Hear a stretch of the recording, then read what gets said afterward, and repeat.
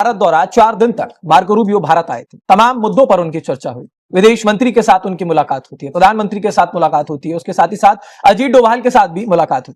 तमाम मुद्दों पर यहां पर चर्चा हुई, लेकिन एक मैसेज जो भारत ने साफ साफ दे दिया था कि भारत अब 140 करोड़ लोगों के हिसाब से चलता है, किसी और देश के हिसाब से नहीं।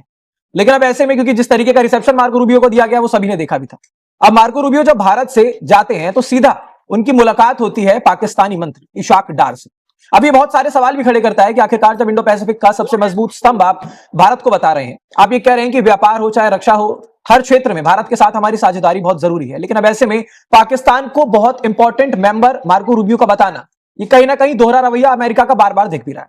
इसी पर आज चर्चा करेंगे। हमारे साथ वरिष्ठ पत्रकार पंकज पसून हमारे साथ बने हुए। पंकज जी, सबसे पहले तो जिस तरीके से मार्को रूबियो ने सबसे पहले मुलाकात भारत से की, और भारत का बार बार यही कहना है कि या तो आप भारत के ही रहिए या तो आप पाकिस्तान के ही रहिए, लेकिन पहले भारत से मुलाकात करना, भारत से मिल लेना, सारी बातें हुई, उसके बाद सीधा इशाक डार के साथ मुलाकात, और फिर एक ट्वीट आता है कि सबसे अच्छा और इंपॉर्टेंट मेंबर हमारे लिए पाकिस्तान। कैसे देख रहे हैं इस बात?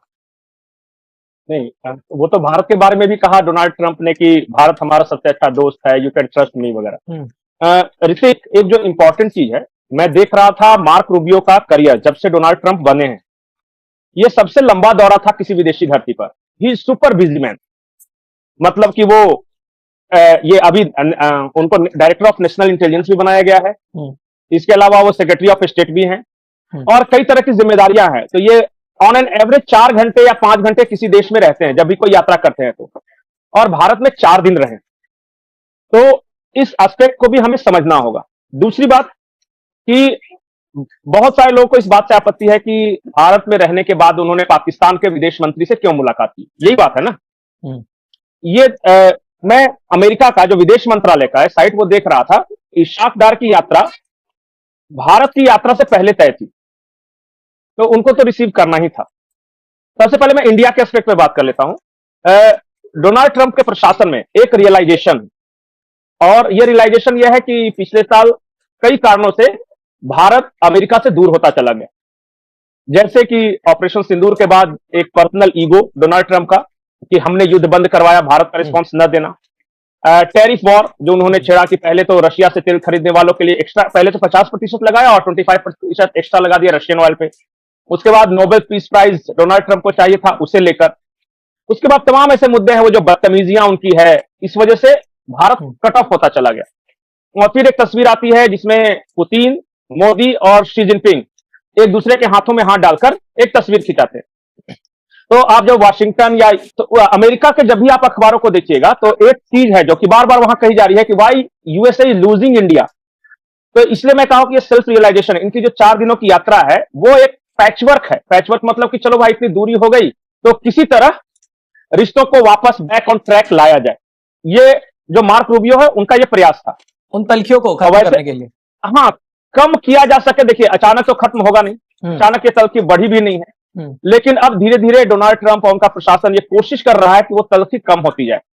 और इसका कारण है, सबसे पहले डोनाल्ड ट्रंप को ऐसा लगा कि हमें किसी की जरूरत क्या है, हम चाइना से डायरेक्ट बात कर लेंगे। अगर यूरोप से कोई प्रॉब्लम हुआ तो हम बात कर लेंगे डायरेक्ट यूरोप से। किसी मीडिएटर की क्या जरूरत है या किसी को काउंटर करने की क्या जरूरत है। रशिया से बात करने के लिए हमें यूरोप का सहारा क्यों लेना, हम डायरेक्ट पुतिन से बात करेंगे। या फिर चाइना के साथ हमारा रिलेशन है तो उसमें इंडिया को काउंटर के लिए क्यों रखना, हम सीधे शी जिनपिंग से बात करेंगे। ये उनको था। लेकिन जब चीन की यात्रा पर गए और जैसा रिस्पॉन्स था, ये तो गए थे बहुत भारी भरकम 16 सीईओ के टीम को लेके, लेकिन शी जिनपिंग ने कहा कि ठेंगा तुम्हें कुछ नहीं। तो उनका दिल टूटा। अमेरिका पहुंचे तो वहां से लगा कि यार चाइना तो अपना हुआ नहीं और भारत को भी हमने लूज कर दिया। तो फिर मार्क रूबियो को भेजा कि जाके थोड़ा सा डिजास्टर मैनेजमेंट पैचवर्क थोड़ा करो। इसलिए 4 दिन तक यहाँ थे और अच्छी अच्छी बातें कर रहे थे। तो हमें उस चीज को एक पॉजिटिव वाइब के रूप में लेना चाहिए। बहुत ज्यादा रिएक्ट नहीं करना है, लेकिन चुपचाप देखते रहना कि क्या क्या करते हैं। इस बीच पैक्स सिलिका का एक समझौता हो गया, एक रेयर अर्थ मिनरल्स को लेके एक समझौता हुआ है, क्रिटिकल मिनरल्स जिसको कहा, उसको लेके समझौता हुआ है। एक समझौता हुआ है कि फिजी में जितने भी क्वाड के कंट्री हैं सब मिलकर एक पोर्ट डेवलप करेंगे। तो ये 3 महत्वपूर्ण कम से कम समझौते तो हुए हैं।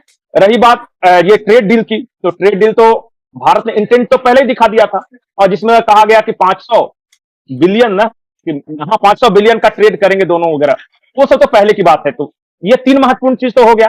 तो मैं इसे एक पॉजिटिव वे में देख रहा हूं। अब आते हैं आपके कहानी के दूसरे हिस्से, जो इशाक डार। इशाक डार क्यों मिले पता है? मार्क रूबियो से। भारत को इस तरीके से नहीं देखना चाहिए कि यहां से जाके वो मिल लिए। पाकिस्तान में क्या हो रहा है, पाकिस्तानी मीडिया को देखिए। पाकिस्तान में सबसे ज्यादा डिस्कशन इस बात को लेकर हो रहा है कि क्या पाकिस्तान अब्राहम अकॉर्ड साइन करेगा। अभी कुछ दिनों पहले डोनाल्ड ट्रंप ने अपने ट्रूथ सोशल मीडिया उनका अकाउंट है, उस पर यह लिखा था कि ईरान के साथ समझौते की एक शर्त यह भी है कि सऊदी, कतर, ओमान, पाकिस्तान, ये सब देश अब्राहम अकॉर्ड साइन करें। हाँ, अकॉर्ड, अब्राहम अकॉर्ड साइन करने का मतलब यह है कि इजराइल को मान्यता देना। पाकिस्तान आज तक इजराइल को मान्यता नहीं देता है एक देश के रूप में, और किसी तरह का कोई डिप्लोमेटिक संबंध नहीं है। अमेरिका के दबाव में अगर साइन कर दिया और इजराइल को एक देश के रूप में मान्यता दे दी तो पाकिस्तान के अंदर बवाल मचेगा। इन्होंने जितना अपने लोगों को रेडिकलाइज किया है कि यहूदियों के साथ एकदम जंग होगी, इंशाल्लाह ये होगा तो करबला के मैदान में वो होगा, तो एक तो वहां से बैकलैश आएगा। और ये भी कहते हैं पाकिस्तान की हम आइडियोलॉजिकल स्टेट हैं और हम कुछ भी कर सकते हैं, अपनी आइडियोलॉजी से समझौता नहीं कर सकते जो कि उनकी इस्लामिक आइडियोलॉजी।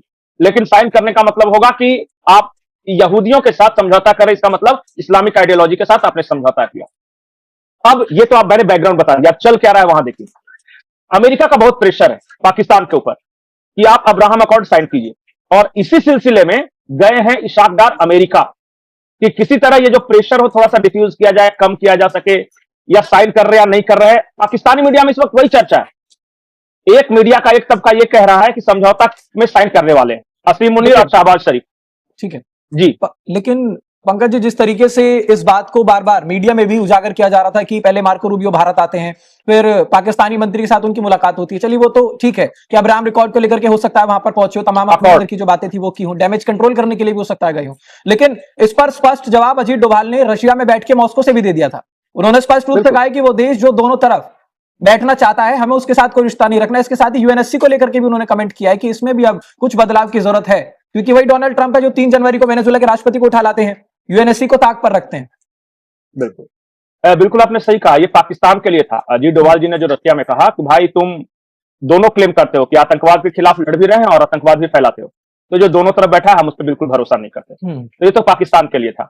दूसरी बात की यूनाइटेड नेशन सिक्योरिटी काउंसिल की जो आप बात कर रहे हैं, वहां पे 2 तरीके हैं, या तो भारत को शामिल करे, और अगर भारत को शामिल नहीं करता तो यूनाइटेड नेशंस खुद ही इरिलेवेंट हो जाएगा। आजकल यूनाइटेड नेशंस की सुनता कौन है?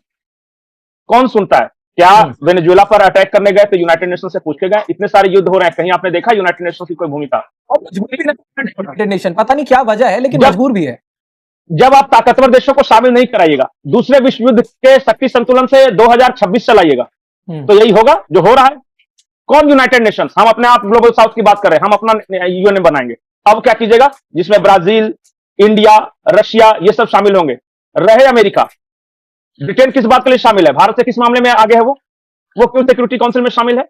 उसकी न पॉपुलेशन हमसे ज्यादा, न डेमोक्रेसी हम, न ये डिफेंस पावर जो हमारे है उसके, न इकोनॉमी बड़ी, किस बात के लिए? क्योंकि सेकंड वर्ल्ड वॉर के समय वो इंडिया से आगे था, इस बात के लिए। फ्रांस किस बात के लिए? बताइए, किस मामले में फ्रांस सबसे आगे? ताकत के मामले में, शक्ति संतुलन मामले में, जियोपॉलिटिक्स के मामले में हमारा असर ज्यादा है। तो हम ये नहीं करें कि उनको हटाओ, हम सिर्फ इतना करें कि हमें भी शामिल कराओ। और कैसा यूनाइटेड नेशन सिक्योरिटी काउंसिल जिसमें अफ्रीका का कोई रिप्रेजेंटेशन नहीं? आपने चाइना को ले लिया है एशिया के नाम पे सिर्फ, बाकी एशिया में कोई कंट्री नहीं है। कहां गया? साउथ अमेरिका का कोई कंट्री का कोई रिप्रेजेंटेशन नहीं। तो जब पूरी दुनिया का रिप्रेजेंटेशन है ही नहीं, बिल्कुल, जो 3 महादेशों का कोई रिप्रेजेंटेशन नहीं, तो काहे का यूनाइटेड नेशन सिक्योरिटी काउंसिल? कहीं ना कहीं मॉडिफिकेशन की जरूरत अब यहां पर जरूर आ गई है, क्योंकि भारत अपने आप में अगर बात करें मजबूत देश है, डिसिसिव प्लेयर भारत अपने आप हो गया। क्योंकि जब तमाम जगहों पर पहले भारत जाया करता था तो पहले शायद वो पावर नहीं थी, लेकिन आज भारत की राय का इंतजार हर तमाम देश करता है। वैश्विक पटल पर भारत की एक तूती बोलती है, तो इस वजह से कहीं ना कहीं यूएन में भी अजीत डोभाल का जो कमेंट है कि मॉडिफिकेशन की जरूरत है, तमाम देशों को शामिल करने की जरूरत है। क्योंकि सभी ने देखा, आप किसी भी देश के संप्रभुता पर जब अटैक करते हैं, अगर आप वेनेजुएला के राष्ट्रपति को लेकर के आ जाते हैं तो बहुत बड़ी बात अपने आप में हो जाती है। यूएन इस पर दखल नहीं दे पाता। इस चीज को लेकर के उनकी चिंता जाहिर की थी उन्होंने। ठीक है, फिलहाल इस खबर पर इतना ही हमारे साथ इस चर्चा में। इस खबर पर आपकी क्या राय है, हमें कमेंट में जरूर बताइएगा।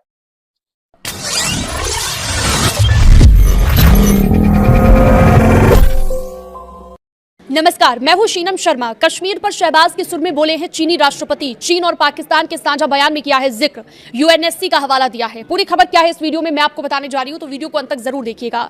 देखिए, पाकिस्तान के प्रधानमंत्री शहबाज शरीफ 23 मई को चीन की 4 दिवसीय आधिकारिक यात्रा पर बीजिंग पहुंचे थे।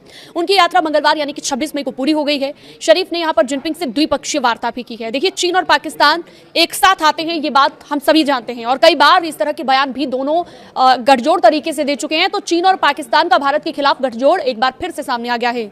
शहबाज शरीफ की बीजिंग में शी जिनपिंग से मुलाकात के बाद चीन और पाकिस्तान की ओर से साझा बयान एक जारी किया गया है।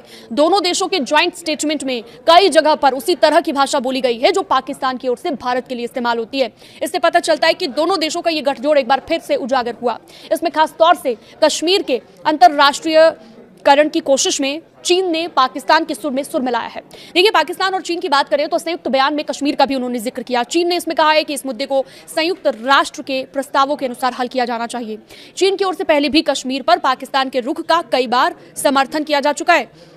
हालांकि आर्टिकल 370 की बात करें, आर्टिकल 370 हटाए जाने के समय भी चीन ने पाकिस्तान की ही भाषा बोली थी। पाकिस्तान अलग अलग मंचों पर कश्मीर के मामले में एक दूसरे का ये दोनों साथ देते हुए नजर आए हैं। चीन उनका साथ देते हुए नजर आया है। कश्मीर विवाद की बात करें तो समाधान इसका निकले, ये भी कहता है चीन, यानी कि दोनों का